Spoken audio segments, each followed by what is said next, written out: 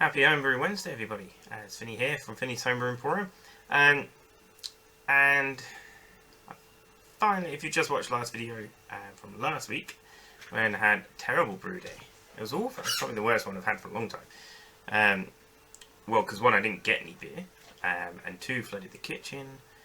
And then I went home after such a bad day, and I was like, right, I just need a beer. And the grapefruit sculpin clone that I did, went to pour myself a pint and got about halfway, and the keg kicked. I was so I'm also rather short on beer at the moment. I've got 3 empty kegs. Luckily I've got a keg of sour beer, and I've got loads of bottles of stuff. Don't worry. I won't go short of a drink, but need some easy drinking stuff on tap. But anyway, so on Saturday coming, which is 7th of November, is the NHC, the National Homebrew Competition. It's run by Sober over here, the Society of Beer Advocates, and it's, from a New Zealand point of view, it's the best test of how your homebrew is going. The judging on those beers, it's judged as it would be, a brewery-driven one. So if you're getting good scores at that, you're doing pretty well. So last year we had 3 beers in there. And we got 1 bronze and like 2 almost bronze. I think one was 1 mark short, and the other one was a couple of marks shorter again. And we even managed to win the German section last year with our strawberry Berliner Weiss. So this year we've got 8 in, and some of them I did make for NHC, and some of them I've just been like, I've got lots of beer, so I'll just put some extras in. So running down, we've got a pineapple Berliner Weiss, and this beer, I think, is my best shot at a medal. It's beautiful. It's really, it's got to travel up to up to Auckland and then resettle. But like when it was down here in the bottle and going into the glass, it was so clear, beautiful looking beer. There's no head retention, but that's because pineapple just kills that sort of thing. But the pineapple comes through nicely, and it's a really nice, easy drinking Berliner Weiss. So fingers crossed for that one. Then we've got what I did brew as a triple, but has really ended up as a double. So I've entered it in as a double because I used the Belgian candy and all the rest of it, and I think it added a lot of that malty sweetness to it, whereas a triple should be drier and a lot lighter. So I sort of moved it from what it was supposed to be brewed at to what it probably more drinks as. And that one's pretty good. So fingers crossed for that one. Then I've got the test batch of my next commercial beer, which we'll talk about again in a wee bit. My enigmatic pale ale, so it's just a New Zealand pale ale, but with an Australian hop twist at the end. Then we have our grapefruit IPA, which is basically like a sculpin clone, which I have now completed all the videoing of the grain to glass that I was doing for it. So keep an eye out on that soon, because that one's pretty damn good. And we've got Wheat-Bix Stout. Now the Wheat-Bix Stout I added in the other grains section, which basically means it's like a catchment. So if you're doing a beer, but you're using a slightly different adjunct or something that should show through, then you put it in this bit. So because of the Wheat-Bix, the wheat in the Wheat-Bix, it's added a nice sort of really nice mouthfeel to the beer, so that's why I entered it in there. So hopefully I did the right thing.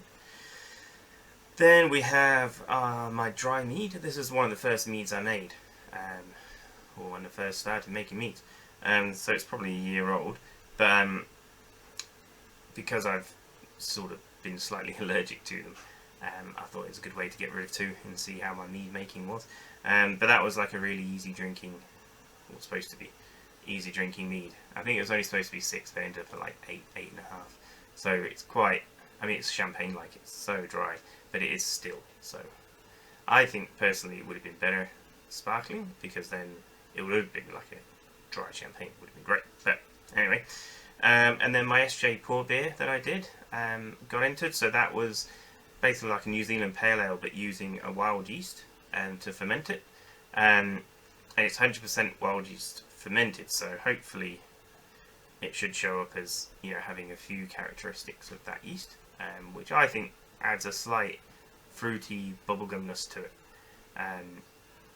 which is quite an interesting add-on to slightly fruity hop base as it is.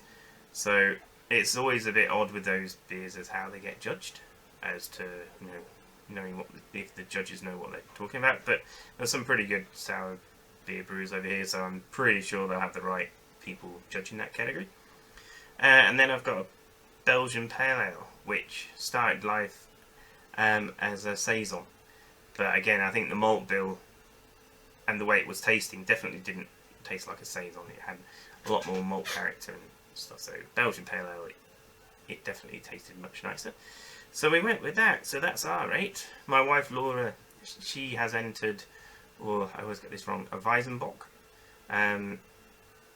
I think dark wheat beer,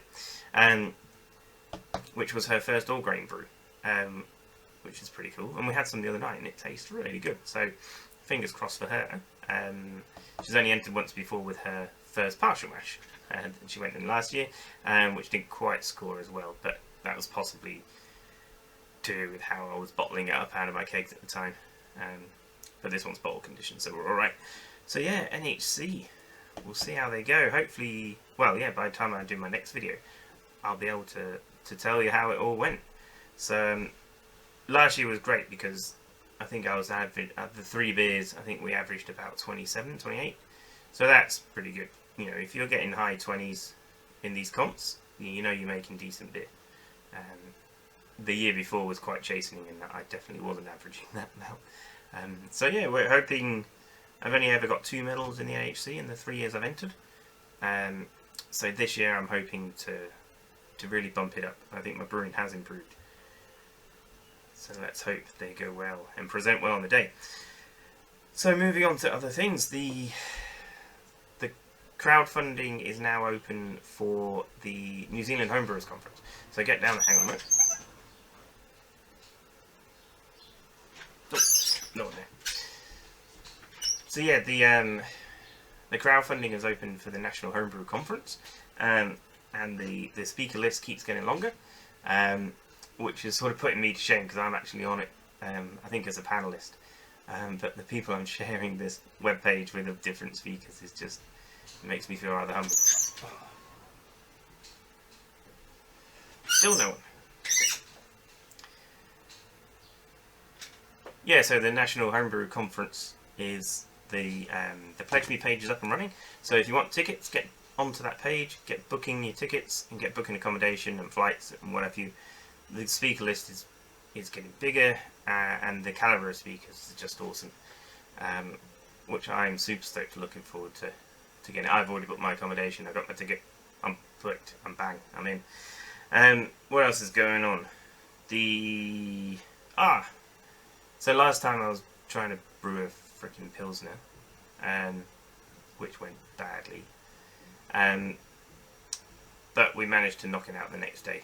I gave up on the step mashing for now, until I can confidently say I can do it, and just went straight in. But I was having trouble with driving down the pH. Now the first time I used the acidulated malt at 4%, and it only got the pH down to, I think it was 5.8. And so next time I used lactic acid and used 2.5 ml in my strike water, which dropped the actual pH of the water down to 4.4.